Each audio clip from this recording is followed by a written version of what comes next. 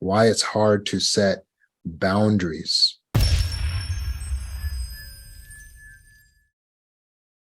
So for a trauma survivor, someone who comes from complex trauma, especially one who had abusive, neglectful, boundary crossing parents, the whole concept of boundaries can be very difficult and fuzzy.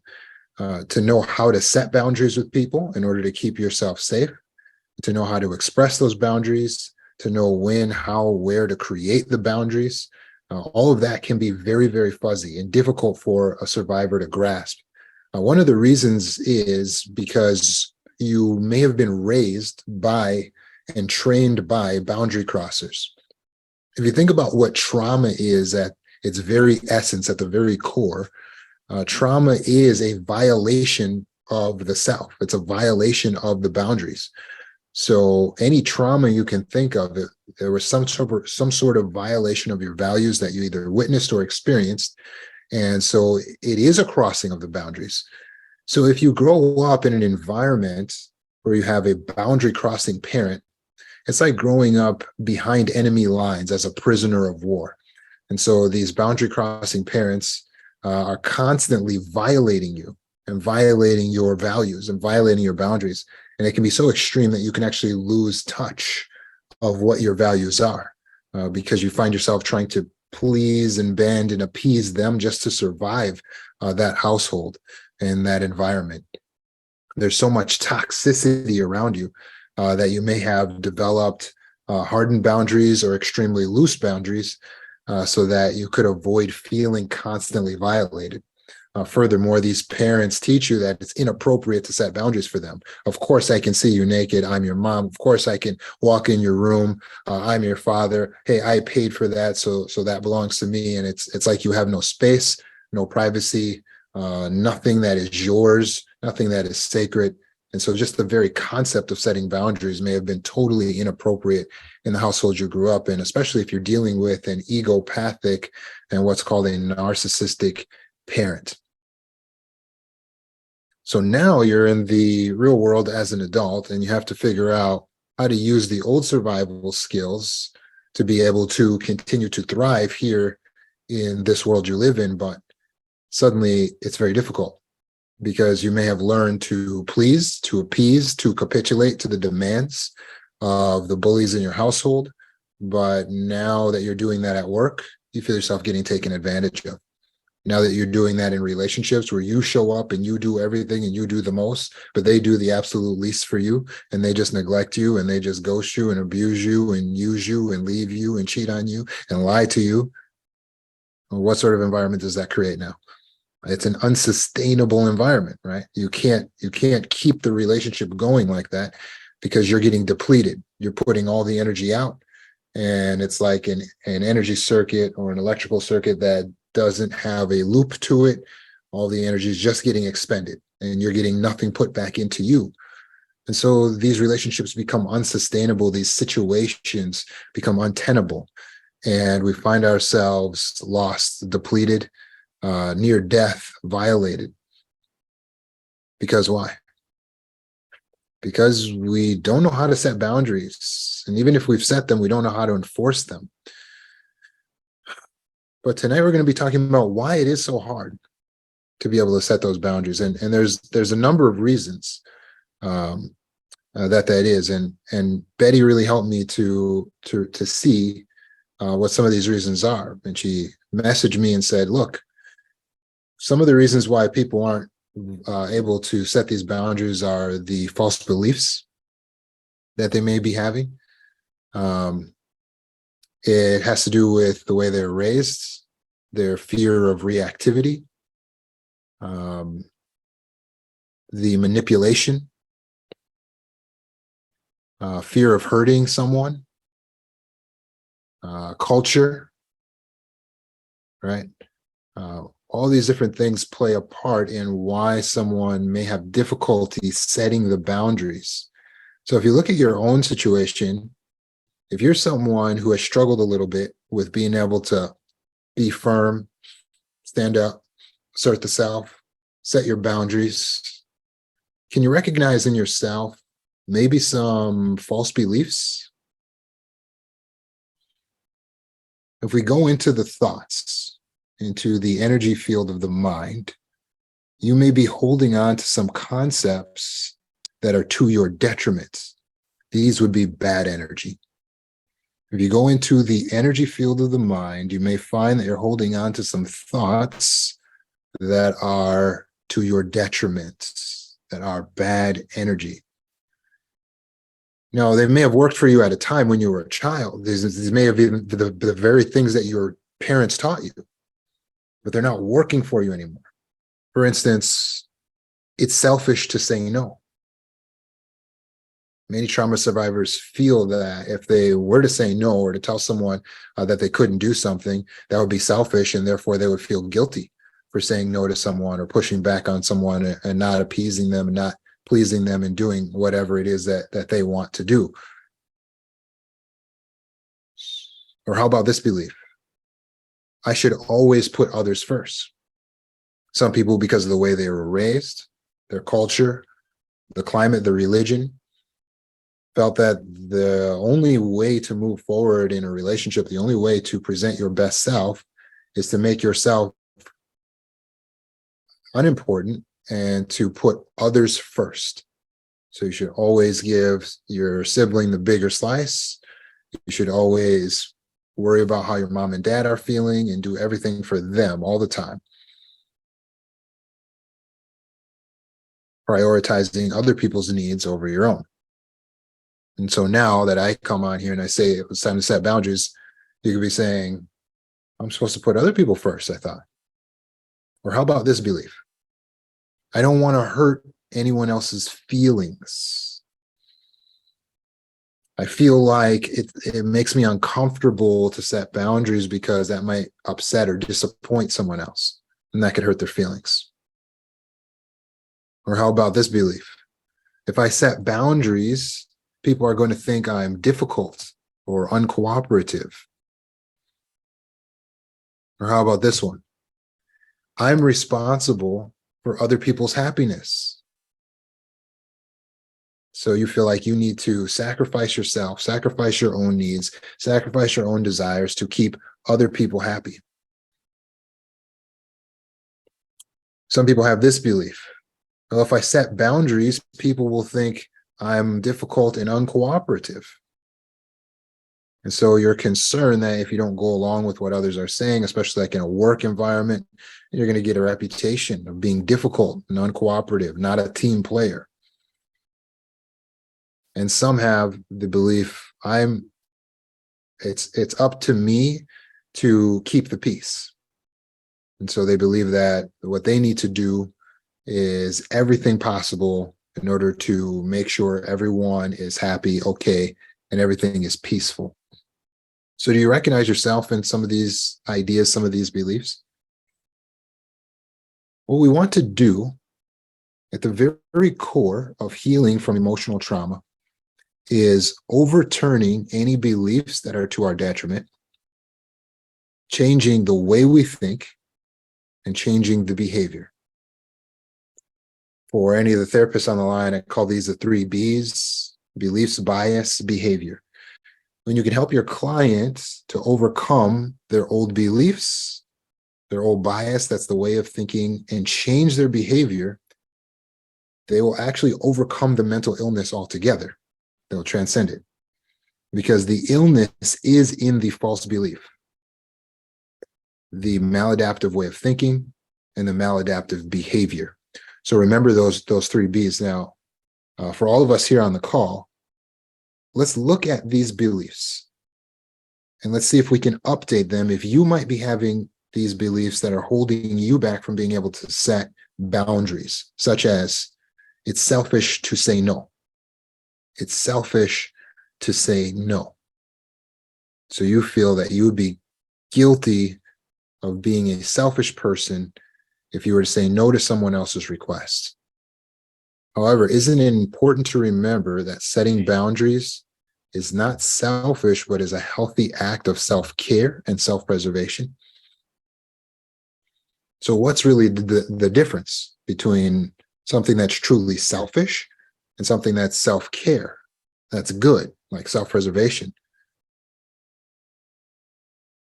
Well, something that's selfish or egotistical comes really at the detriment of others. That's how you know it was too selfish. It comes at the detriment of others. See, now I'm going to take as much food for myself and let other people starve. Now that's selfish because it's at their detriment. I'm going to take all the money and let other people be poor. That's selfish because that's at their detriment. But just simply to gather the supplies you need or to advocate for your own needs, if it's not to another person's actual detriment, if it doesn't harm their well-being, then it is not selfish. It is actually just self-care and adequate, healthy self-preservation. It is important for you. In fact, it is imperative that you care for the self and preserve the self because it is your job to care for yourself. That's who you're supposed to be caring for, and the person who's supposed to be caring for you is you. So it's not selfish. It's just self-aware to take care of the self, to advocate for the self, which means we have to say no. Which means we have to say no. I have a neighbor. He's a boundary crossing neighbor. He doesn't have a organization of his own life. He hasn't healed from his trauma in life. So he's always got some crisis going on, right? So whenever he sees me, he always wants to try to engage with me, and I don't want to be drawn into his BS, right? So I just put on my headphones when I walk out of my apartment and kind of keep my head down, try to signal like, hey, I'm in my zone, don't talk to me, right? But he wants to draw me into his drama, right? So he's always, hey, trying to get my attention. And it's like, can you take your headphones off? I have some new drama that I'd like to bring you into. And so, yes, what's going on? He goes, hey, can I use your keys just for today to I gotta run out to get back into the apartment building because I lost my keys. Now, if I were to have this old belief, it's selfish to say no, then what would I do? I'd go, oh, yeah, here, you can take my keys, my one and only set. A person who loses their keys and just go and take mine. And then I'll just sit around at home all day just waiting for you to show back up with my keys. Does that sound sustainable? No, bad idea. Stop giving people your stuff. Is it selfish of me to say no? No. No. But how do we say no? Like this. I cannot give you my keys. Just like that. And that's what I said to him while I was holding my headphones ready to put them back on. Right. I cannot give you my keys. That's the answer. That's the answer. So what happened? Did he become enraged? Did my entire life fall apart? Did he seek revenge on me? Did I lose my friendship? No, he had more drama the next day. It was nothing changed at all. He just simply said, oh, okay, well, do you think I can text you if I need to get back in? And I said, sure. Yeah, you can text me if I'm around. Fine, you know. And sure enough, he found his way back in the apartment building without needing my keys. But can you see what a detriment that could have been to myself to give him my keys and then I can't leave or come and go and I'm stuck? And this doesn't make sense. Stop giving up your resources to other people based on these false beliefs, like it's selfish to say no. It's not selfish for me to keep the keys that belong to me. They are mine. It is my resource. So I need to hold on to my resource and make sure I don't lose my keys. That's my job. His job was not to lose his keys. My job is not to lose my keys. If everyone does their job, everything's going to work just fine. So I'm not doing something to his detriment to have my keys. They belong to me. It's okay to say no, and it's not selfish. If anything, I'm more in a position to be able to help him if he is locked out, if I have my keys, and I can help others as well. So, how about this false belief? I should always put others first. Right. So that sounds noble. That may come from some religious teachings and some religious thoughts that we were given to be sacrificing of ourselves, even of our own well-being. However, it's important to remember that taking care of ourselves is not a selfish act. So is it our job to always put others first? We don't want to take the concept of self-sacrifice, which can be very beautiful, and we don't want to take that out of context and say, oh, I'm just supposed to give of myself, even at my detriment. I'm supposed to be hungry and thirst and just let the other person get the food and drink. No, no, no, no. When you care for yourself properly, then you are able to do more for others. It's not selfish to put yourself first. It allows you to do more for others. Remember, on an airplane, the attendants teach you, if a mask comes down, you put the mask on your face first before assisting small children. Is that selfish? Is that why they're telling you to do that? Are they saying every man for himself? Who cares about the children? Of course not. They're saying mothers die trying to get a mask on their child before putting the oxygen mask on themselves. So now the child gets to watch you die, and maybe you never finish putting it on them properly because you didn't stop to take care of yourself first. You are your job. You are your responsibility.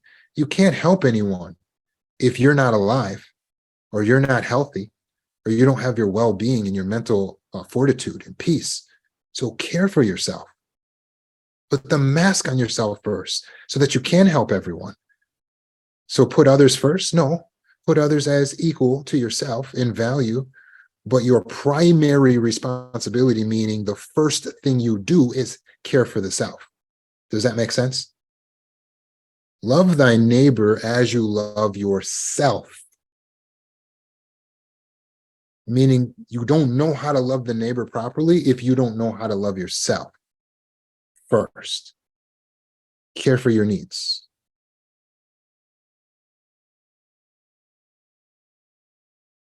How about this false belief? I don't want to hurt anyone's feelings. So see, if I set boundaries, then I can hurt someone else's feelings. Is it true that we could hurt someone else's feelings by merely setting boundaries? Actually, it is true. We could hurt someone's feelings, especially if we're not tactful, right? So someone could walk in my house and open my refrigerator, and I could be like, hey, excuse me, you don't just walk in my house and open my refrigerator. That's ill-mannered. And I tell them just like that. Could that hurt their feelings? Perhaps. They could say, oh my God, I thought we were friends. I thought we were family. I thought we were close. They could really be hurt. So what do? Should we not set our boundaries because we could hurt someone's feelings? How do we balance this? Well, maybe you can think of a time where someone set some boundaries with you and it hurt your feelings.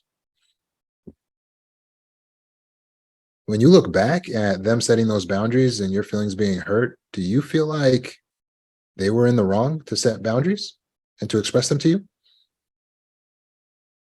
I had this happen to me last summer. I was in a community activity to which there was one young woman there. She was extremely skilled at this activity. She had a background of doing it for a college league and so on. And I'm just like, wow. And I'm telling her, you're so good at this. You have so much skill in this activity. It's like you have instincts and like, exactly. And you're like intuitive. And I'm trying to explain to her how good she is. And she says to me, she goes, can you stop praising me? It makes me uncomfortable. I was so embarrassed. She said it loud enough where other people in the team could hear what she said. And now these people might think that I'm some sort of creep or something because she's yelling at me, making me look like I'm some sort of weirdo, and I just felt so embarrassed. My feelings were hurt, but I just apologized and shut up, stopped praising her because that was the boundary she set. So what was the result of that? Well, I mean, at the moment, I felt like I could go home and cry, but I didn't do that. I just continued the activity. And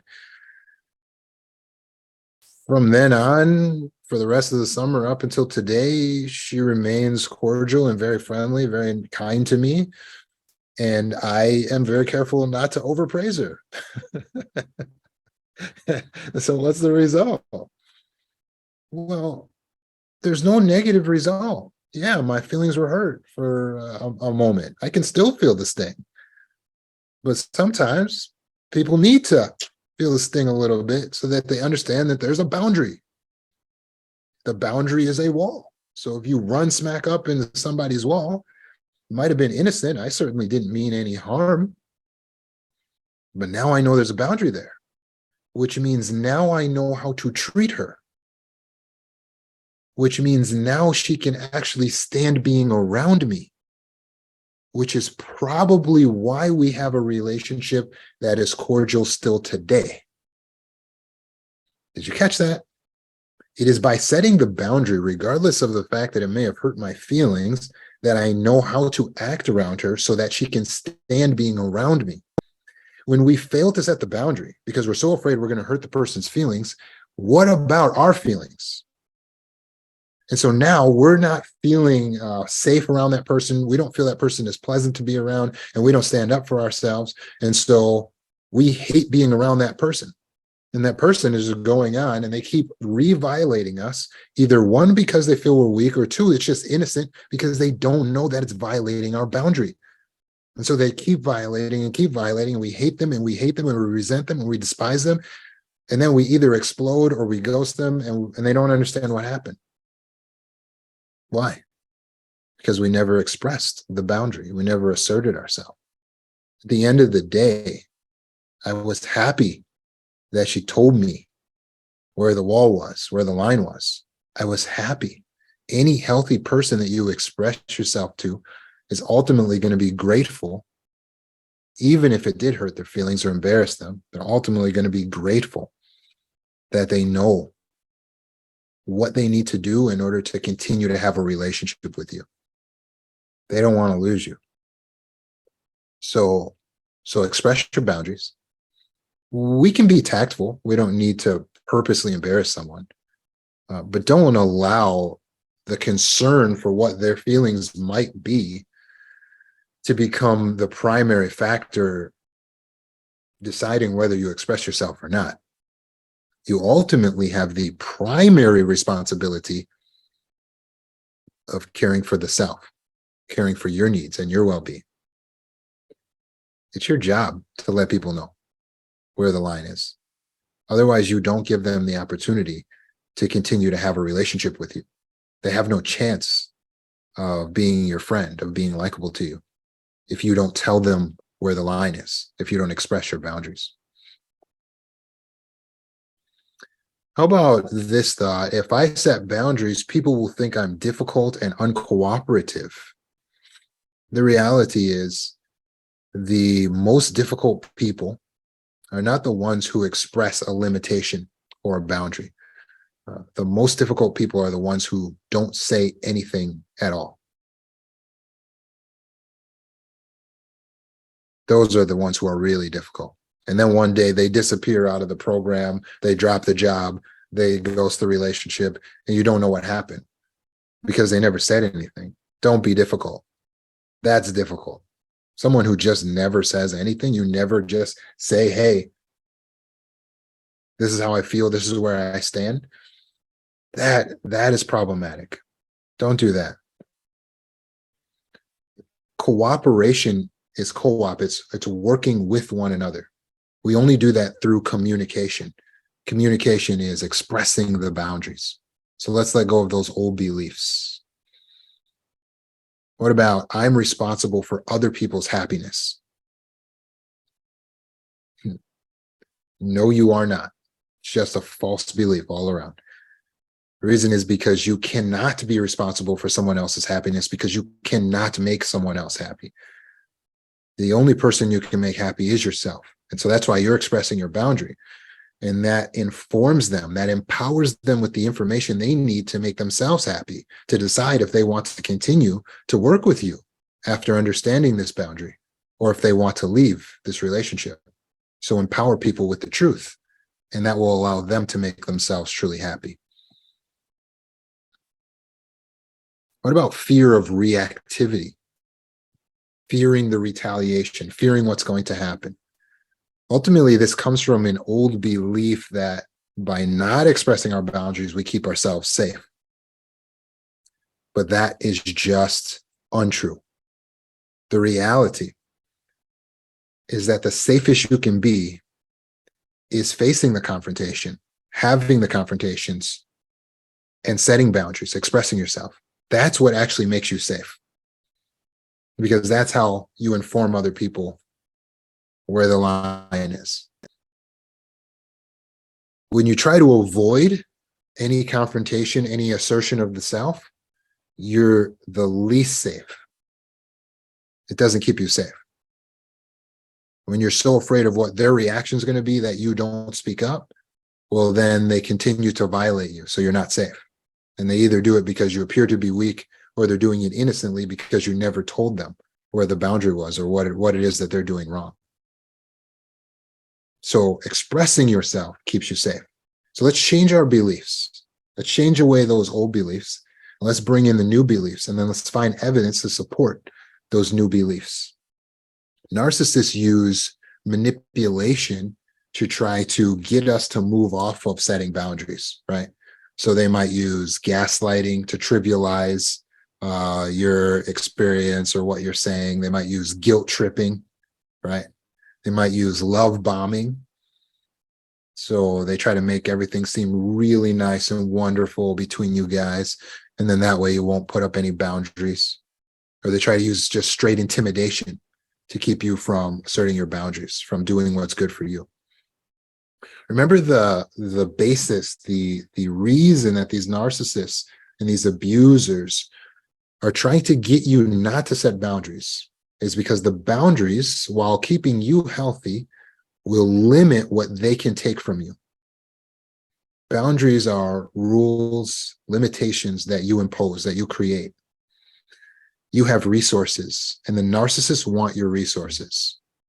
And they want to be able to get them with impunity, meaning they are not held accountable and they are not punished for taking from you. In order to do this, they need you to agree to allow them to have your resources so that they can give plausible deniability. That is to say, what? They allowed me. They let me do it. You see? So they have to get you to have low boundaries, no boundaries. They seek out people who don't have boundaries. So as soon as a narcissist meets you, they're testing you to find out where your boundaries are. They're going to make little jokes at your expense. They're going to touch your plate, touch your food, offer you rides, just ask you personal questions, make off-color sexual comments and things like this. Why? What are they trying to do? They're looking, they're probing to see how you'll respond. How you respond will show if you are boundaried, which means that you're bad prey for them. Or it will show if you don't have good boundaries, which means you're a good prey for them, and they'll continue to encroach and abuse. Does that make sense?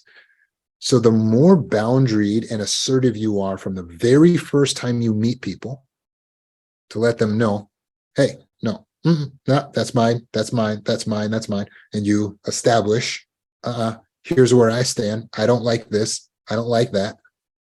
I'm into that. I'm not into that. Then they recognize you as someone who is assertive, and you're not an easy target for them anymore. It protects you to assert yourself. So don't give in to the lies and the manipulation of a narcissist. Understand that if the lips are moving, they're lying. So don't believe anything they say. Focus on what's going to keep you safe and healthy, your well-being, because that's your primary job. And when the love bombing comes in, don't believe it, because it's a lie. And so when the gaslighting comes in, don't believe it, because it's a lie. And the guilt tripping is a lie. And the intimidation is a bluff. All of it is just to control you, to make sure that you don't put up any boundaries, any barriers to keep them out.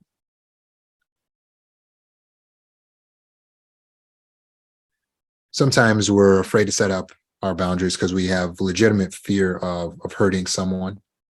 But remember the example I gave you of the woman who, she told me how she felt, and although it hurt my feelings, ultimately, now I understand how to exist around her, where the sensitivity is. When you express your boundaries to people, you're empowering them to not be so unlikable. So healthy people will appreciate it. The unhealthy people will react. They will get mad. They will storm out. They will leave you. They will abandon you. They may try to punish you, or they'll try to work around and kind of talk you out of what it is you're saying by chipping away at your argument. Stand firm on a boundary. Never give in because of pressure. For some people, they're raised in a household and they feel like their culture is what gets brought up. So narcissists like to say, well, we're Italian here, or we're Japanese here, or we're Indian here, or this is a Black family, or in an African household, or in a Nigerian household, or in a Mexican or a Latina household, or blah, blah, blah, right? And they bring in the culture, and they say the culture is the reason why we have these unhealthy behaviors. And so you don't ever say no to your mom or your dad or your brother or your family, because that's our culture. But it's so funny that all of these cultures seemingly have these rules when there's a narcissist involved. Really, the narcissist is just brainwashing you. It's just a way of conditioning you to feel like it's inappropriate for you to set up your boundaries.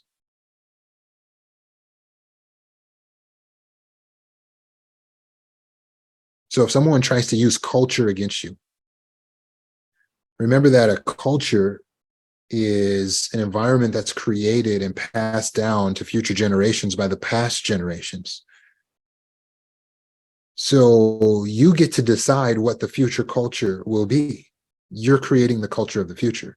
If you just fall into the same trap that past generations fell into, then aren't you just perpetuating generational trauma? Break the cycle. Culture is not an excuse for unhealthy behavior. If unhealthy behavior is the actual culture, which usually it's not, but if it's the actual culture, then it needs to be changed. It needs to be updated so that it can be more healthy, so that you can pass on a healthy culture to your children and future generations, so that you can give them a culture that breaks the cycle of abuse. So remember the 3 B's. We got to change our beliefs, our bias, that's the way we think, and our behavior. The behavior is what you actually do day to day. I know it's hard at first to start saying no and setting boundaries, but I implore you to practice. Practice, practice, practice.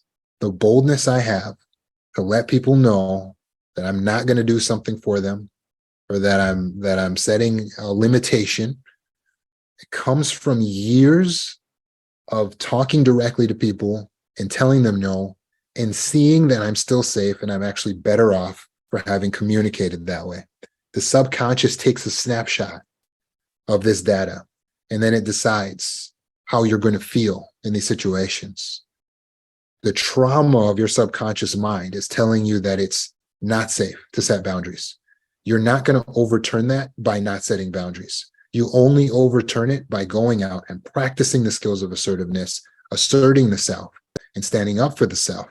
And as a result, your subconscious mind will get a new picture. It'll get new data.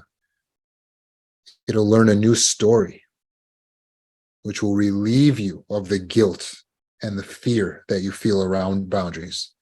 and allow you to be free to protect yourself.